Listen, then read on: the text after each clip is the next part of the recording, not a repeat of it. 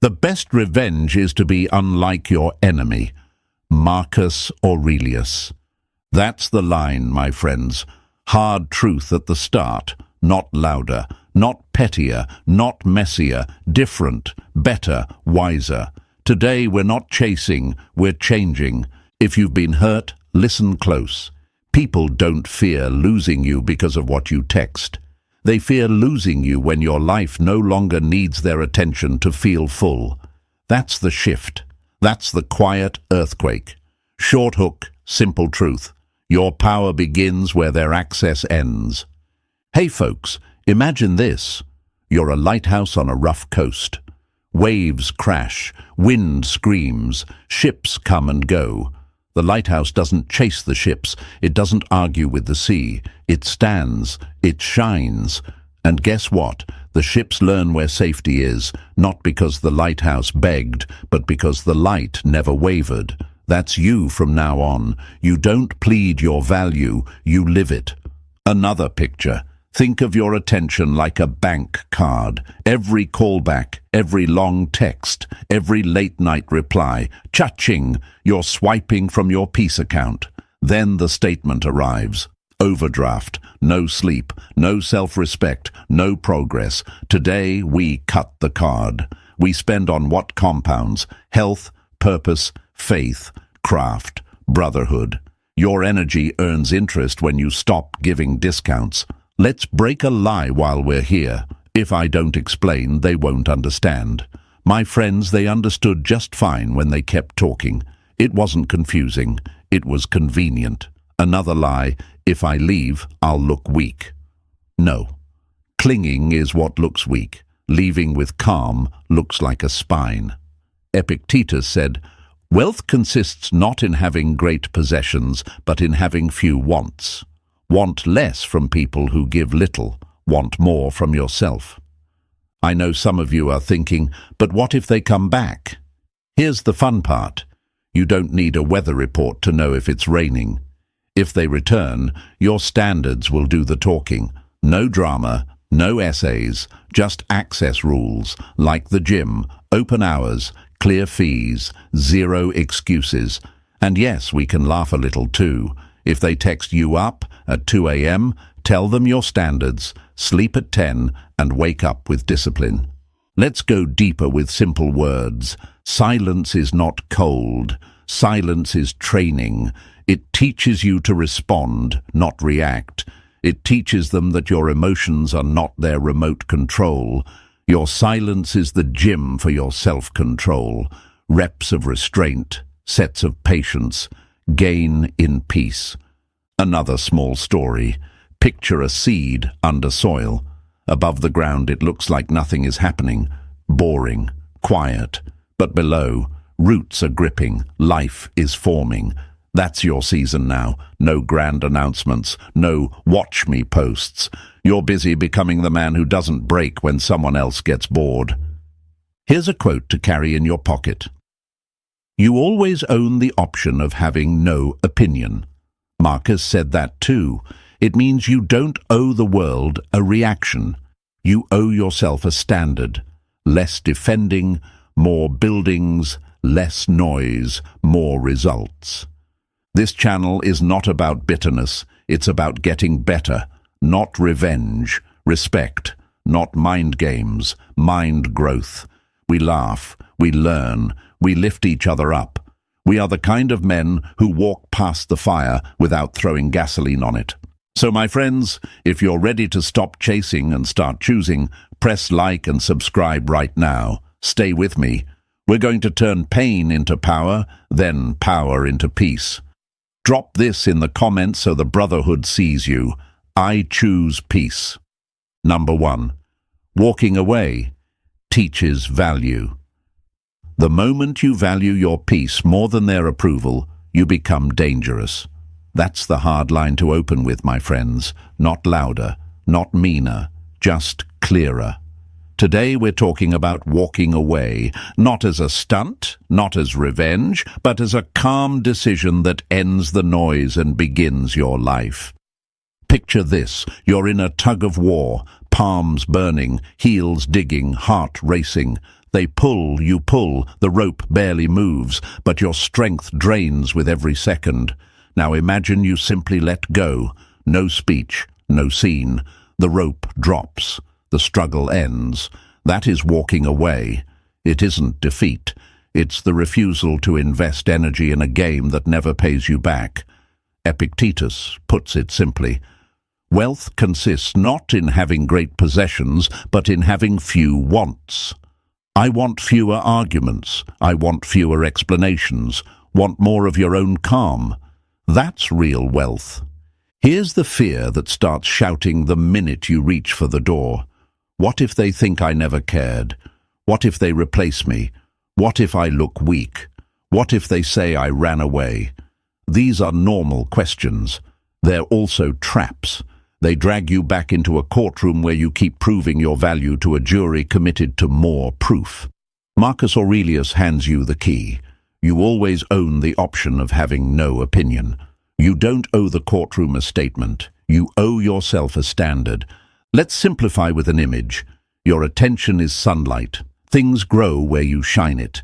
If you keep beaming that light on weeds, mixed signals, tests, roller coaster games, don't be shocked when your garden looks wild. Walking away is not slamming a door, it's moving the sun. You redirect light to what feeds you, your body, your craft, your purpose, your faith, your brothers who actually show up. The weeds don't die to punish them. They die because your light stops funding them. That's not cruelty. That's gardening. Time to break a popular lie. If I just explain it better, they'll finally see. No. If they valued you, they would have seen when you were giving freely. The truth isn't locked behind a perfect paragraph. It's locked behind their comfort. People don't fear speeches. They fear losing access. Psychologists call it loss aversion. We feel loss roughly twice as intensely as gain. As long as your presence is guaranteed, there's nothing to lose, nothing to learn. When you walk, the lesson begins. Why is walking away so hard? Because your nervous system is hooked on the loop. The dopamine pop from a reply, the mini relief after another round of debate, the fantasy that the next talk will finally fix what patterns keep breaking. Your mind whispers, stay one more round, send one more message, try one more angle. That voice isn't wisdom, it's withdrawal. Seneca said, he who is brave is free. The bravery here isn't shouting, it's leaving quietly and staying gone long enough for peace to set into your bones. A little fun example for you folks. Think of your standards like gym hours, doors open at clear times, rules posted big, no excuses. Somebody shows up at 2 a.m. banging on the glass. The staff doesn't argue. The hours speak for themselves. In the same way, if they slide in with a casual hey after disappearing, your standards do the talking. Calm, not cold. Mature, not messy. You don't negotiate basic respect at the front desk. Another metaphor to carry, your phone with 100 apps open, notifications non-stop, battery drains by noon. Walking away is closing the background apps, muting the pings that keep hijacking your focus. Suddenly the battery holds. Suddenly you have power left for the things that move your life forward. That's not heartless. That's smart engineering for your soul. You might still worry, what if they don't care that I'm gone? Two answers. First, indifference is information. If your absence changes nothing, your presence meant less than you hoped. Grieve it and move. Second, fear doesn't always announce itself in a message. It arrives over time. Silence is a slow teacher. You're not waiting for them to learn. You're allowing yourself to grow. Their syllabus isn't your responsibility. Let's talk about difficulty, plainly. Expect shaky hands the first mornings. Expect your brain to play highlight reels of the best moments while hiding the bill. Anxiety, confusion, disrespect. Nostalgia is a world-class marketing department. The truth is the accountant. Put the truth in charge. Breathe, walk, lift, journal, pray, call a brother, repeat. Discipline is how you escort your heart through the valley without building a house there. Another scene to keep you steady. A lighthouse on a violent coast. Waves slam, wind howls, ships come and go. The lighthouse doesn't chase ships or argue with storms. It stands, it shines. The ships learn where safety is, not because the lighthouse begged, but because the light never wavered.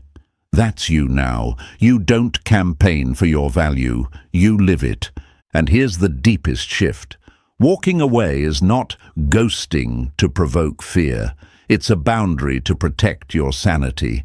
You're not slamming doors. You're closing them gently and locking them while you clean the house inside. Sleep, nutrition, training, focused work, quiet time, real community. The minutes you used to spend explaining turn into reps. The energy you wasted on reassurance turns into results. That's how men rebuild without the noise. I'll leave you with a final path image. You're on a cliff trail at dusk. The view is beautiful and dangerous. The wind is real. Behind you, a voice calls, "Come back, let's talk again. It wasn't that bad. You owe us one more chance. You owe them nothing that costs you yourself. You owe your feet a safe path home. You owe your scars honesty. You owe your future glory. If someone wants a seat in that future, they can meet you on firm ground, in daylight, with respect in both hands. Until then, your steps are your own."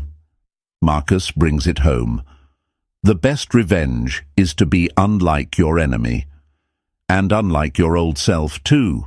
The self that begged, explained, and traded self-respect for a little attention. You're not that person anymore. You're learning the rare skill of leaving with grace and building with grit. That's what makes them fear losing you, even after the breakup, not your anger, your evolution. If this spoke to you, show the brotherhood where you stand. Drop "I choose peace" in the comments so they see you and you see yourself. Stay with me. Next, we'll talk about the most misunderstood tool you have, silence, and how it multiplies your value without a single word. Number 2, silence isn't emptiness, it's leverage. You always own the option of having no opinion. Marcus Aurelius drops that brick at the door, my friends. It's not a cute line, it's a discipline. The world begs for your reaction. They poke, prod, and perform to pull a response. Silence is the refusal to be drafted into a play you didn't write. Picture this. You're standing in front of a motion sensor door. As long as you step forward, it opens. As long as you wave, it slides. That door is their access to your emotions. Silence is you stepping back, hands still, breath calm. No movement, no opening, not to punish, just to protect the room behind you. Another one, folks, think of silence like putting your phone on airplane mode during a storm. The weather can rage, the messages can pile up, but your cockpit stays focused. Turbulence outside, steadiness inside. Here's why silence hits so hard in the real world. Our brains are addicted to feedback loops. When we act, we want a signal back. Anger, comfort, explanation, anything to tell us we still matter. When you stop giving signals, their mind fills the gap with questions that echo in the empty space. Did we lose them? Are we no longer important? Have they grown past us? The loop glitches. The silence becomes a mirror, and mirrors don't argue, they reflect. I know the fears that pop up when you try this. Won't I look cold? What if they think I don't care? What if they move on because I stayed quiet? Slow down, my friends. Silence isn't neglect. It's navigation. It says, I'm not reacting to your timeline. I'm responding to mine. There's a difference between stonewalling to control and self-control to heal. You're not playing games, you're refusing them. Stoicism is not emotional starvation, it's emotional sovereignty. Let's break a noisy lie. If I don't reply right away, I'll lose them. No. If your connection requires constant reaction to survive, it isn't connection, it's dependence. Another lie. If I stay silent, they'll make up a story about me. They'll make up stories whether you speak or not. Silence simply prevents you from arguing with fiction. You are not obligated to be the narrator of their narrative. You are obligated to be the author of your actions. Why is silence difficult? Because reaction feels like relief. It gives your nervous system a hit. Ping, buzz, type, send, dopamine. For a minute you feel less uncertain, but the reaction is a loan shark. Momentary comfort, long-term debt. You pay with your peace, your sleep, your focus. Silence is slower, like saving. It doesn't give you fireworks. It gives you compound interest, clarity, composure, credibility with yourself. Seneca said, "He who is brave is free." It takes bravery to tolerate the space where an answer used to be. A little fun image for the folks at the back. Imagine your attention as a vending machine. Every button they press, anger, guilt, flattery, drops a snack. Your reaction. Silence is you unplugging the machine. Not forever, just long enough to stop feeding habits that keep you weak. They can thump the glass all night. No snacks fall. Eventually, they learn, bring cash, respect, or leave hungry. But what about kindness? Isn't silence unkind? Silence can be the kindest boundary you own. It prevents you from saying what you'll regret and prevents them from living off attention they didn't earn. Kindness without boundaries becomes self-betrayal. Real kindness begins with not lying to yourself. If engaging only reopens wounds, silence is mercy, for you and for the version of them that could meet you honestly one day. Here's how the psychology bends in your favor. With no reaction to hook, people have to consult themselves. Without your anger to fight, they face their choices. Without your explanations to twist, they confront their patterns. That's the quiet leverage. You're not teaching with speeches. You're teaching with absence of fuel. In marketing, what's scarce becomes valuable. In relationships, what's not reactive becomes respected. Let's talk about techniques, simple and human. Silence doesn't mean vanishing from your life. It means re-entering it. You fill the space you used to spend arguing with training, reading, building, praying, sleeping like an adult, holding promises to yourself. You implement a 24-hour rule for hot messages. If it burns to say, it earns a full day to cool. You stop explaining boundaries and start enforcing them. You record your wins, not their words. And yes, you still laugh and live. Silence isn't grey, it's gold. It doesn't dim you, it concentrates you. Another metaphor, my friends. Think of a violin string. Too loose, no sound. Too tight, it snaps. Silence tunes you. It brings the string from frantic slack or panic tightness into balanced tension where music lives. When you return to the room, you're not brittle or begging. You're tuned. Now the objection that always shows up. But what if they accuse me of being manipulative? Accusations are free. You can't afford to buy them. Manipulation uses silence to force an outcome. Discipline uses silence to free an outcome. Check your motive. If your silence is a hook, let it go. If your silence is a shield, hold it steady. Marcus again.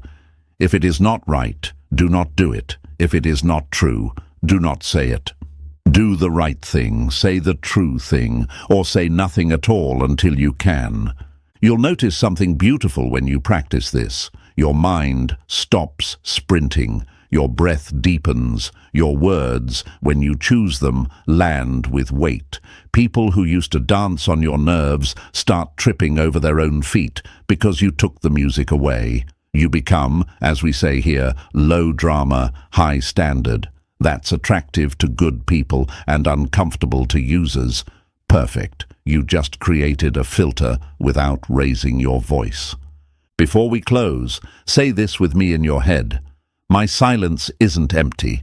It's full of decisions, full of healed answers, full of new priorities. You are not a ghost. You're a gardener, pruning noise so fruit can grow. You are not hiding. You are honing. And when you finally speak, the room will hear the difference. Less hurry, more honor. If this landed, write this in the comments so the Brotherhood can spot you and you can spot yourself. My silence is strength. Stay with me. We're about to turn detachment into value and show you how your access sets the price of everything in your life. Number 3. Detachment equals scarcity. Your access sets the price. Control your wants and the world loses its hold on you. That's the heartbeat of detachment, my friends. Not ice, not apathy, sovereignty. Detachment is when your value stops depending on their attention and starts compounding from your standards. When need drops, leverage rises. When leverage rises, so does respect. That's why detachment creates scarcity, because your access is no longer free and price is always set by scarcity. Picture your attention as front row tickets. When anyone can walk in for free, the seats get disrespected. Feet on the chairs, loud talking, late arrivals. The moment you set a door, a time, a code of conduct, the same seats feel different. They're the same chairs, only now they cost something: effort, honesty, consistency. Detachment is the velvet rope around your peace. It doesn't make you better than anyone. It makes your life too valuable to run as an open house. Let's break the lie that keeps good men stuck. If I keep proving my worth, they'll appreciate me. No, over-explaining discounts you. Discounts train people to bargain with your soul. The detachment says, I don't sell my value at clearance prices. Epictetus reminds us, wealth consists not in having great possessions, but in having few wants. Reduce the appetite for approval and watch how quickly desperation drains from your voice. You go from chasing to choosing, from asking, do they still like me, to ask, does this match my standards? Another image, folks. Think of your energy like premium fuel. You've been pouring it into leaky tanks. Endless reassurance, constant availability, emergency therapy sessions at midnight. Detachment is patching the leaks and setting refill rules. You still give, but you give like a steward, not a sprinkler. You invest where there's return: faith, fitness, craft, brotherhood, future family, real community. A funny thing happens when you stop drenching the wrong soil. The right soil begins to bloom. Why does detachment feel scary at first? Because I need masquerades as love. Your nervous system gets hooked on the ping of attention, even when it's chaotic. When you detach, the noise goes quiet. In that quiet, fear starts whispering, what if they forget me? What if someone else replaces me? What if this distance makes me look cold? Breathe. That's the withdrawal talking, not wisdom. Seneca said, he who is brave is free. Brave enough to let the wrong ones drift. Brave enough to let loneliness be a teacher, not a sentence. Brave enough to believe that respect beats reassurance. Here's the psychology they don't tell you. Scarcity increases perceived value because our brains equate rarity with importance. If your attention was always on tap, they drank without thinking. When you detach, the tap isn't broken, it's metered, not to punish, but to protect. Detachment doesn't say, I don't care. It says, I care correctly. It shifts you from supply on demand to access by alignment. Alignment with what? Your principles, your pace, your purpose. Let's talk tactics without theatrics. Detachment is practical. You audit your inputs: sleep, diet, lifting, reading, prayer, deep work. You audit your outputs. Words, time, favors, responses. You decide what gets your mornings and what never gets your midnights. You build a simple personal policy. If it costs my peace, it's too expensive. You practice delayed response, not to play games, but to ensure your replies reflect your standards, not your spikes. You batch communication the way an athlete batches training. You stop narrating your boundaries and start living them. And yes, you remain kind. Detachment without kindness is armor. Detachment with kindness is art. A small fun example for the folks who like pictures. Imagine your life as a cafe. Before, you ran 24/7 with no menu, no prices, and free refills for anyone who asked. Exhausting. Now you have hours, a menu, clear prices, and a clean space. Some people will complain that it used to be better. What they mean is cheaper. Let them reminisce while you run a real business. Calm, consistent, sustainable. The right customers will love the clarity. The wrong ones will wander off to the discount cart. That is not a loss. That is the filter working. You may wonder, but won't detachment make them think I don't value them? No, detachment makes clear that you value you, and that any relationship must value you too. When you're no longer spinning plates to prove you matter, you can finally see who shows up with two hands and a willingness to help. Detachment reveals partners. Need attracts rescuers or users. Marcus Aurelius gives the compass. If it is not right, do not do it. If it is not true, do not say it. It is not right to keep overgiving to avoid being alone. It is not true that your worth depends on their schedule. Another metaphor to grip: a thermostat versus a thermometer. A thermometer reacts to the room. A thermostat sets the room. Detachment turns you into a thermostat. You set the temperature of your day. Early training, disciplined work, direct communication, quiet evenings. If someone comes in with panic heat or cold shoulder games, your system self-corrects. You don't become what enters, you invite what matches. Will it cost you some people? Yes, but detachment does not take away the right ones. It makes room for them. The ones who respect you will breathe easier because clear access rules remove confusion. The ones who fed on your availability will say you've changed. Smile. You didn't change. You calibrated. You moved from unlimited plans to earned access, and earned access is love's best friend. Now a line to carry in your pocket. I am not scarce because I'm stingy. I am scarce because I am focused. Focused men are rare. Rare men are respected. Respected men don't shout. Their absence speaks. Their standards echo. Their results advocate. You won't need to convince anyone that you're valuable. Detachment lets life do your marketing. Before we close, remember this. Detachment is not the finish line. It's the doorway. On the other side is composure, creativity, and calling. When you detach, you have free time, attention, and courage, and those three build a life you're proud to invite someone into. That's when fear of losing you becomes real for others, because you are no longer easy to replace. Not because you're playing hard to get, but because you're hard to forget. If this landed, let the Brotherhood spot you in the comments. I value access. Show them, show yourself, show the world around you that your life is not a public park. It's a tended garden. Stay with me. Next up, we turn boundaries into gravity so your standards enforce themselves without you raising your voice. Number 4. Boundaries are the new gravity. Access control. Stand up straight, not to be seen, but so you can carry what matters. My friends, that's what boundaries really are, not walls, but spine, gravity for your life. They keep what should stay close in orbit, and let what should drift, drift. No anger, no ceremony, just physics. Picture your life as a solar system.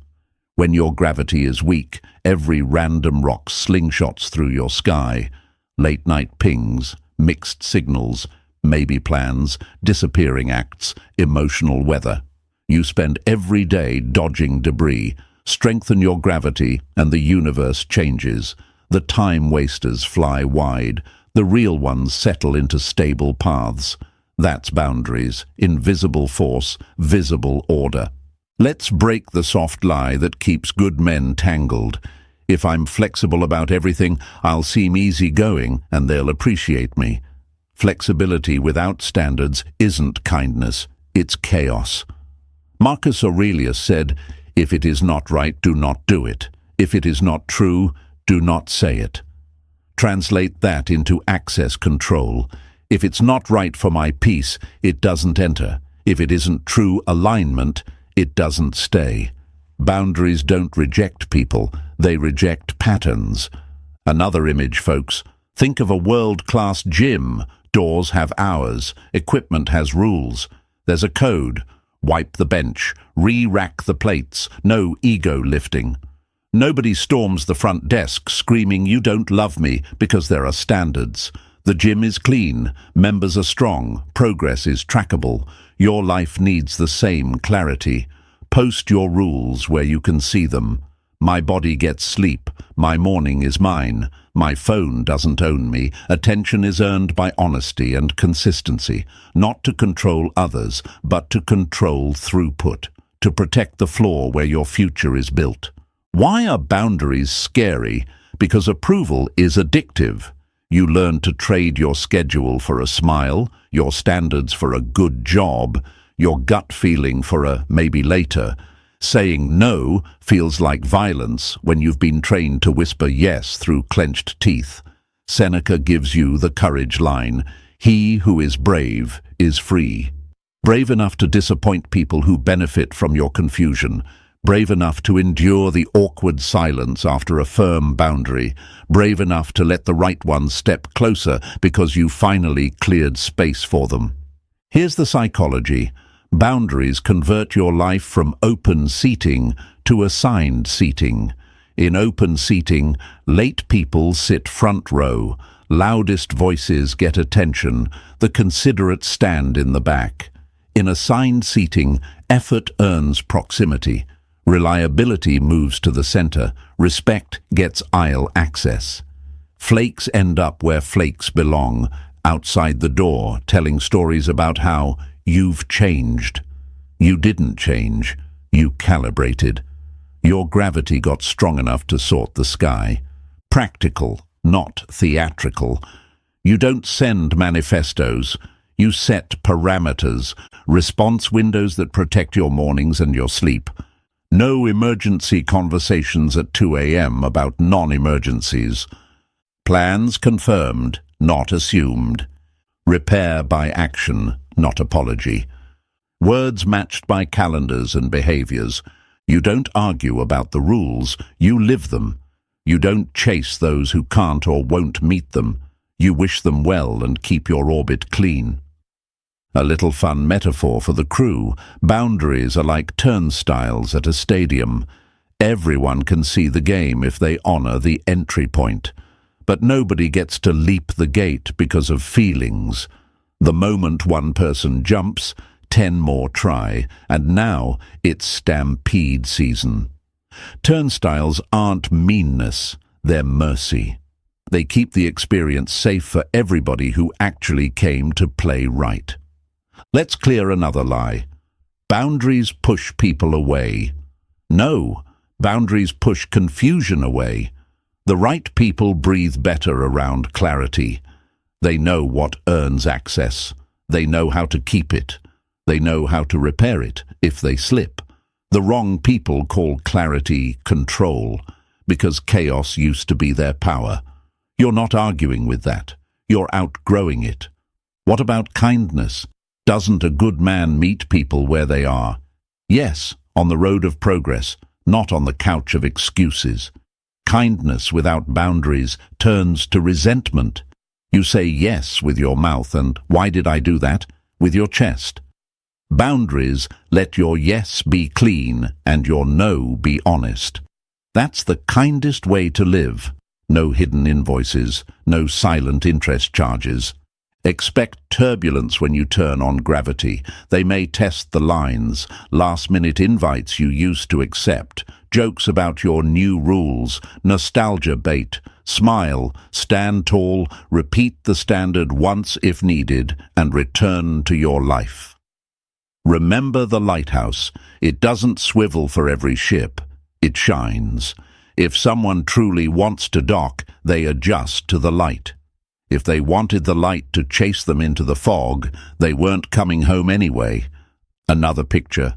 Your calendar is a chessboard, not a buffet. In a buffet, people poke everything, take what's hot, leave what's hard.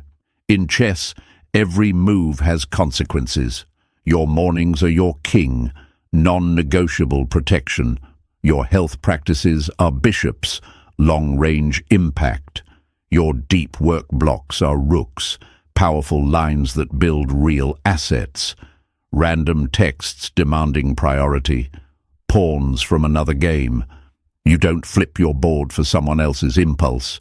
You keep playing to win the game that actually matters, your purpose. And here's the beauty. Boundaries are self-healing. The more you practice them, the less you need to announce them. People feel the field. They sense the gravity. Your tone is calm. Your eyes are steady. Your schedule tells the truth. That's when respect sneaks up on you. The same folks who teased your new standards now ask how you stay focused, strong and unbothered. Answer softly, I stopped leaking access. Marcus again, one more time for the spine. Let your actions define you. Not the argument, not the essay, the action. Close the door at a decent hour.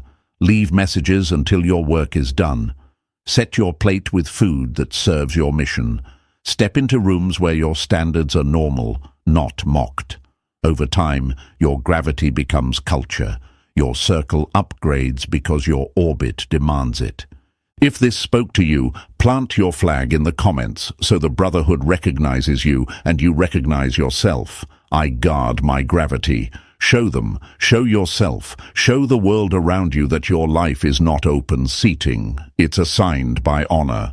Stay with me. Next, we're going to turn absence into a mirror and let reality do what arguments never could. Number 5.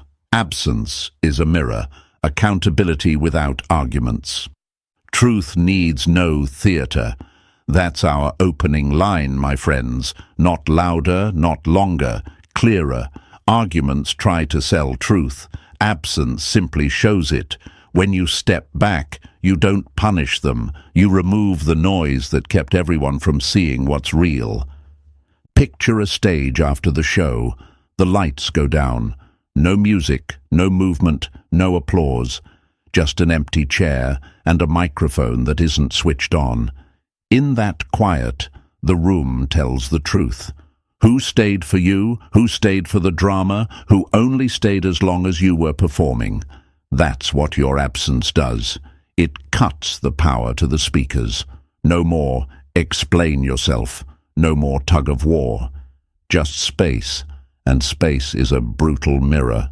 Here's why it works. People are addicted to reaction. If they can get you to explain, they can delay the verdict. If they can make you argue, they can make you the problem. Your absence removes the scapegoat. It leaves choices standing alone under a bright light. No excuses, no edits, no spin. Marcus Aurelius said, "If it is not right, do not do it. If it is not true, do not say it." Absence applies that line to behavior. If the pattern isn't right, it won't get your presence. If the story isn't true, you won't repeat it just to keep the peace. Your silence is the audit. A simple image for the folks who like pictures. Think of those grocery store mirrors at the end of a long aisle, curved, wide, unforgiving. You can't fix what they show by talking to the mirror. You fix it by changing position. That's absence. You step out of the aisle, and suddenly the angle changes. What didn't look like a problem becomes obvious. The late replies, the casual disrespect, the maybe later that lasted months. Absence changes the angle so the pattern can't hide. I know what starts to whisper in your mind the second you pull back. What if they don't notice?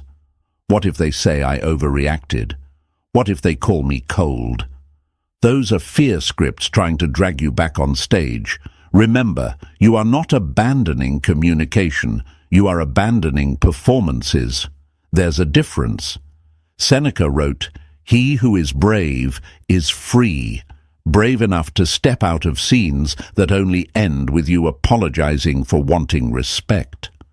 Let's break a soft lie. If I don't keep engaging, they'll never understand. If engagement taught them, you'd be done teaching by now. Some lessons don't land until the resource is gone. Psychologists call it loss aversion. We feel loss more sharply than gain. As long as your presence was guaranteed, no learning happened. There was nothing to lose. Your absence is the invoice reality prints when talk refuses to pay the bill. Another picture. Imagine your attention as Wi-Fi. When it's on, everyone streams, movies, games, noise. Nobody thinks about data. Turn the router off and the room discovers who actually came to work and who only came to scroll.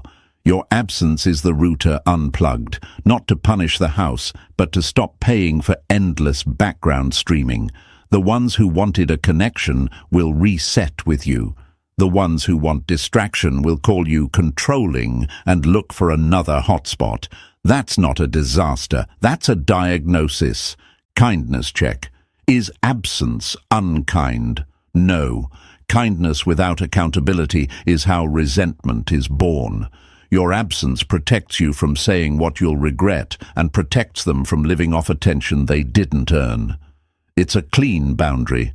I won't keep talking over the same fire. I'll let the flames reveal what words couldn't.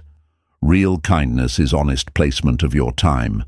What makes absence hard isn't logic, it's biology. Your nervous system is used to the ping, the reply, the tiny rush of maybe this time. When you step back, you'll feel the drag. Reach for the phone, reopen the chat, scroll the page. That's withdrawal, not wisdom.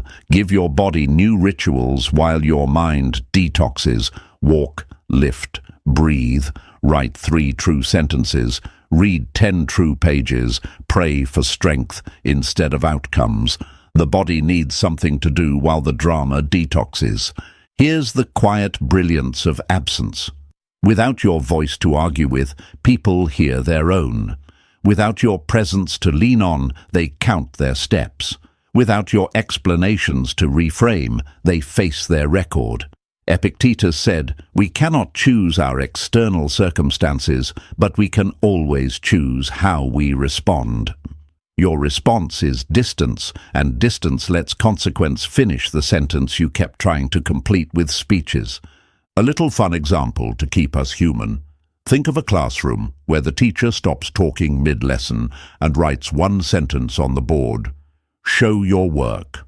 No more hints. No more hand-holding.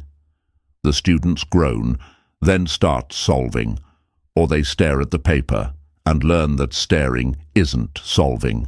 Your absence is show your work. It's amazing how quickly someone's story changes when they have to provide proof instead of promises. You'll hear accusations. You're manipulative. You're punishing us. You're dramatic. Smile quietly. Manipulation uses absence to force outcomes. Discipline uses absence to free outcomes. Check your motive. If your goal is revenge, pause. You've left stoicism and entered games. If your goal is clarity and peace, continue. You're back in your lane. Marcus again.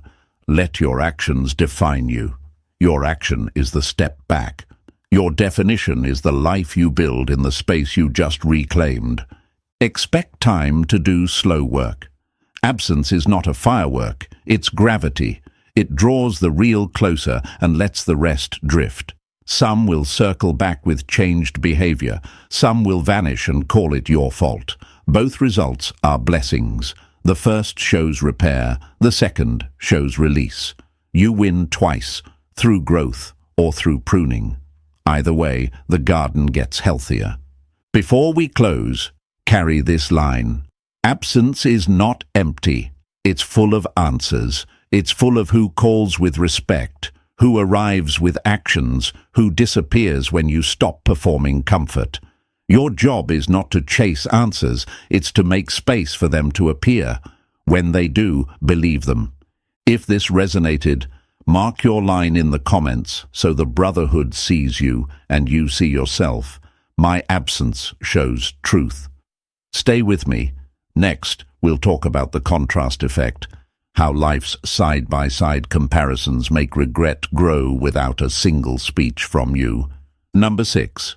The contrast effect. Comparison creates regret. By their fruits you will know them. Simple, brutal, fair. Life compares everything side by side. Words against actions, promise against pattern, yesterday against today. You don't have to run PR for your value. Reality does the advertising the moment you leave the room and let the comparison begin. Picture 2 mirrors in a hallway. In one, they see the way you showed up, steady messages, kept plans, calm tone, real repair. In the other, they see what came after, late replies, games, vanishing acts, apologies with no calendar behind them. That hallway is where regret is born. Not because you explained harder, but because life put then beside now and let the scales speak. Here's how it works in the mind. The brain judges today against a reference point. You were the reference point. Loyalty, presence, follow through. When the next chapter can't match it, the gap doesn't stay quiet. It hums. It taps the shoulder at red lights. It rewinds the good you brought and measures the noise they settled for. That's the contrast effect. Your past steadiness raising the cost of every substitute. I know the whisper that creeps in. What if they never compare? What if they just move on happily? If they truly align with better, bless it and keep building. But most of the time the comparison finds them. At dinner, when laughter feels thin. At 2 a.m., when attention evaporates. During an argument when chaos replaces clarity. The mind remembers benchmarks it once enjoyed in peace. It remembers feeling safe. Another picture, my friends. Think of restaurants. One serves hot, clean food on time. The other gives you excuses and cold plates with a smile. You don't need a speech to know which one respects you. You just know. Relationships are the same. They can call you boring for being consistent. Then life serves them exciting, and the bill arrives with interest. Break a lie while we're here. If I don't stay around to remind them, they'll forget my value. No. Reminding becomes begging, and begging discounts you. Your job is not to be their historian. Your job is to be your builder. The stronger you grow, the sharper the contrast. Your peace becomes premium. Your standards become a story. Your absence becomes evidence. Will comparison hurt you sometimes? Yes. You will watch them post highlights with people who don't know the fine print yet. Let it be. Highlights are trailers, not films. Stay on set and shoot your masterpiece. Seneca said, "He who is brave is free." Brave enough to let time finish the lecture you stopped giving. Brave enough to trust that your new life doesn't need their old approval. So hold your line. Train, work, sleep, pray, laugh for real. Put results where explanations used to live. When they look back, the difference will not be subtle, and whether they return humbled or vanish blaming, you still win through restoration or release. If this spoke to you, show up for yourself and for the brotherhood. Like this video, subscribe, and share it with one man who needs the reminder. Drop your final affirmation in the comments so we know you're locked in. I choose standards. Stay with me. More power, more peace, less noise.